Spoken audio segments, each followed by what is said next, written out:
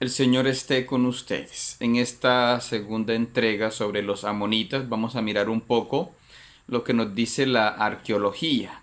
Según los estudios de Mazar en 1992, la Edad de Hierro primera, en la arqueología del antiguo Israel, un artículo en inglés, y el artículo de Dorneman, publicado en 1983, la arqueología de la Transjordania en la Edad de Bronce y la Edad de Hierro.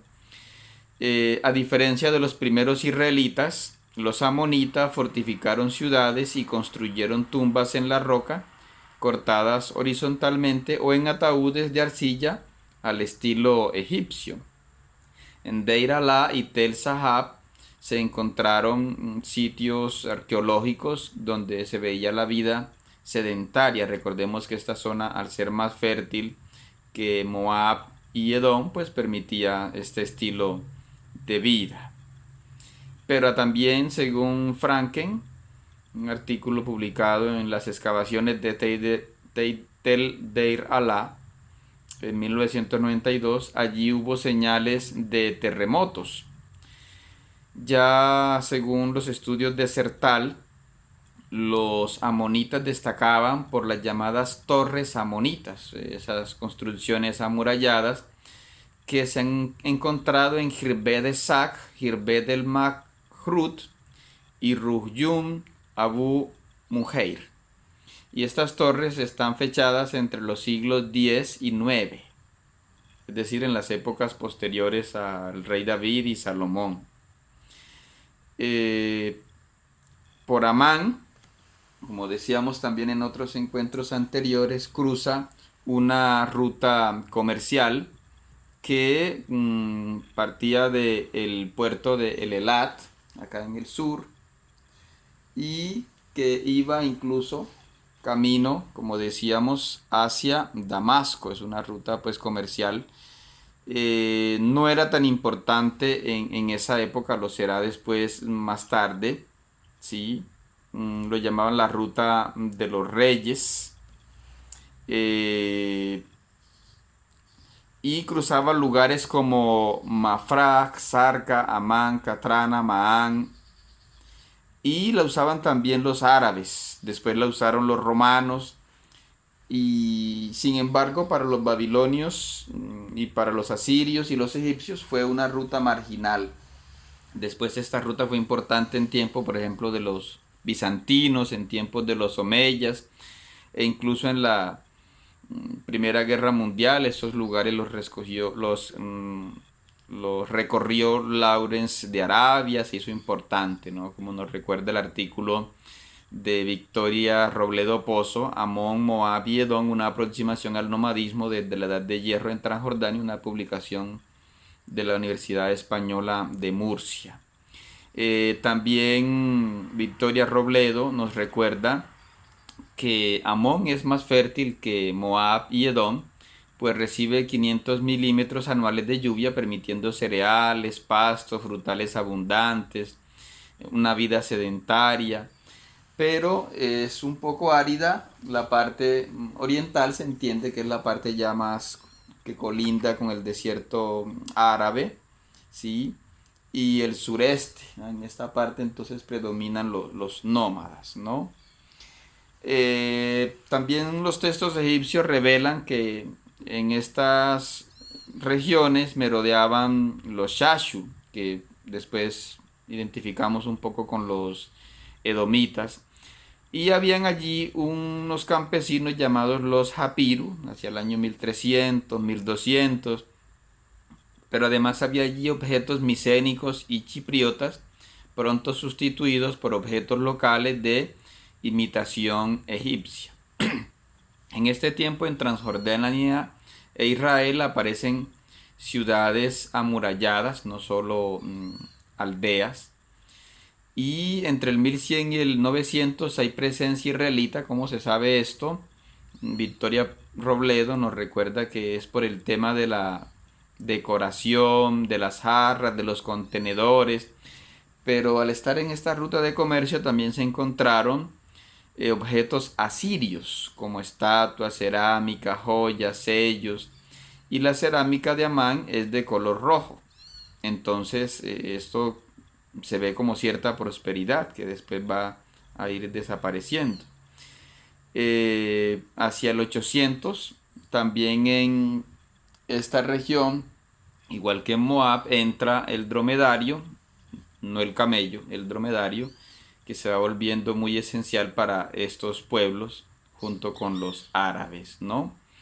Cerca estaba también la ciudad de Pella, o Pella, un poco al norte del río Yabok, básicamente en lo que era la tribu de Manasés, que tenía fuentes de agua y sin embargo hacia el 900 había decaído su población. Estos estudios los hicieron arqueólogos, como nos recuerda el artículo de Blanques y del Río hacia el 2009 publicado en Madrid, que se llama Viaje por la arqueología de Jordania.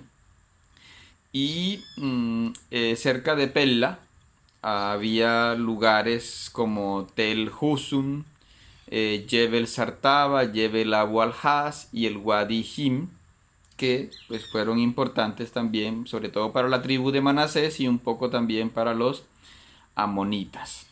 Hacia el 600, en tiempos de sequías, es notable ya la presencia de camelleros árabes en Amán, como se dice en Ezequiel 25:3-5. Y aquí empieza el predominio de pastores, es decir, va decayendo el urbanismo y van penetrando los camelleros, o en este caso los que tenían dromedarios, que eran árabes. El arte habíamos dicho que tenía influencia de los vecinos y que tenían como dios a Moloch, un dios que es un ídolo de bronce con cabeza de becerro y cuerpo humano con brazos extendidos, donde tenía una hoguera y tenía una corona de piedras preciosas que pesaba 330 ciclos, es decir, más o menos unas 8 libras, ¿sí? 8,568 libras. Algo además que añadir es que los nombres de tres reyes como Gisalel, Barachel, que significa bendecido por él, bendecido por Dios, y Peduelo Padael, sugieren que el dios El también era adorado entre los amonitas. Entonces, los amonitas, para hacer como una síntesis y compararlo con los otros pueblos vecinos, los amonitas tenían unos patriarcas como Abraham, Lot y Amón. Moraban entre el río Yabok y el Amón. Decían que habían destruido a los Refaín, ¿sí? O Sunsumi. Tuvieron relaciones tensas con los amorreos, con los arameos. Enfrentaron a Benjamín, a Moab, a Judá. Destruyeron gran parte de la tribu de Gad, pero también después recibieron refugiados israelitas. Tenían como identidad nacional una capital, Rabba Amón, en eso se parecen a los moabitas. Destacaban por sus torres amonitas, en fin, pero la historia muestra que había poca estabilidad dinástica, es decir, no hubo una sola dinastía, sino muchos reyes.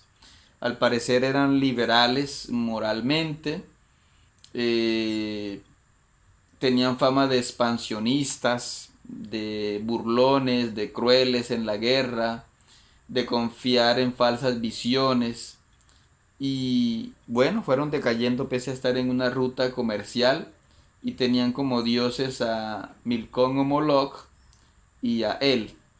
Y quizá entre ellos circulaba profetas como Balaam.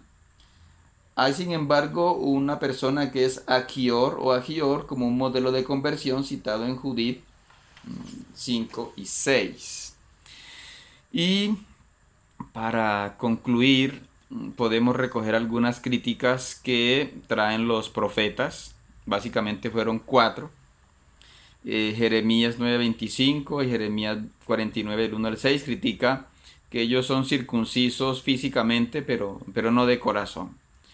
Y que ellos son expansionistas y que los dioses, los sacerdotes de Milcom, de Moloch, profanaron el territorio de Gad, es decir, pusieron allí cultos paganos. Ezequiel 21, del 33 al 37, dice que ellos han insultado a Israel, que se han burlado y que confían en falsas visiones, quizá recordando a Balaam. Ezequiel 25, del 1 al 7 dice que los amonitas se alegran de la destrucción de Israel, pero serán arrasados a su vez por los árabes o hijos de Oriente, que traerán sus camellos y ovejas. Amós 1, del 13 al 15 dice que ellos son expansionistas, que incluso en sus guerras abrieron los vientres de mujeres embarazadas de Galaad y que por eso serán desterrados. Sofonías 2, del 8 al 10 critica las ofensas amonitas y dice que Amón quedará como Gomorra, que la tierra se volverá estéril y que será heredada por Israel.